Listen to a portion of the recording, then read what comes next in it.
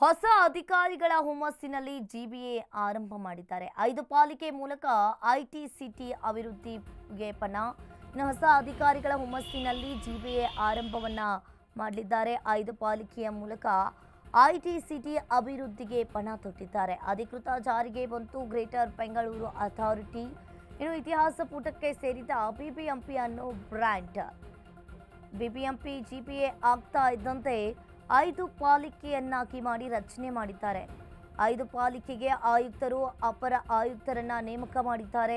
CM, DCM ಸೇರಿ 73 ಪದನಿಮಿತ್ತ ಸದಸ್ಯರನ್ನ ಆಯ್ಕೆ ಮಾಡಿರುವಂಥದ್ದು. ಇಂದಿನಿಂದ 5 ಪಾಲಿಕೆಗಳಾಗಿ ವಿಂಗಡಣೆ ಮಾಡಿದ್ದಾರೆ. ವಾರ್ಡ್ ಪುನರ್ ವಿಂಗಡಣೆಗೆ ಆಯೋಗ ರಚಿಸಿದ ಸರ್ಕಾರ. ಸದ್ಯ ಇರುವ 198 ವಾರ್ಡ್ಗಳು.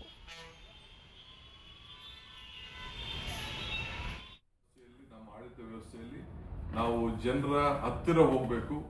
ಇದನ್ನ ಸಂಪರ್ಕದಲ್ಲಿ, ಸೇವೆಯಲ್ಲಿ ಬಹಳ ಹತ್ತಿರದಿಂದ ಆಗಬೇಕು ಅನ್ನೋ ದೃಷ್ಟಿಯಿಂದ ಇವತ್ತು ಅದಕ್ಕೆ ನಾವು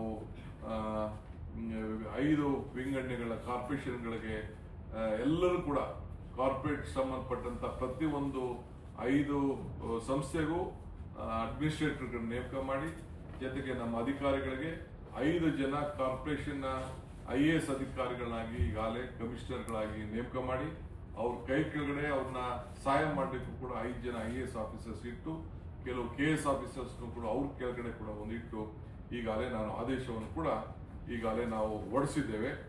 ಬಹುಶಃ ಒಂದು ಬೆಂಗಳೂರು ಕೇಂದ್ರ ನಗರ ಪಾಲಿಕೆ, ಇನ್ನೊಂದು ಬೆಂಗಳೂರು ಉತ್ತರ ನಗರ ಪಾಲಿಕೆ, ಇನ್ನೊಂದು ಬೆಂಗಳೂರು ದಕ್ಷಿಣ ನಗರ ಪಾಲಿಕೆ, ಇನ್ನೊಂದು ಪೂರ್ವ ನಗರ ಪಾಲಿಕೆ, ಇನ್ನೊಂದು ಬೆಂಗಳೂರು ಪಶ್ಚಿಮ ನಗರ ಪಾಲಿಕೆ.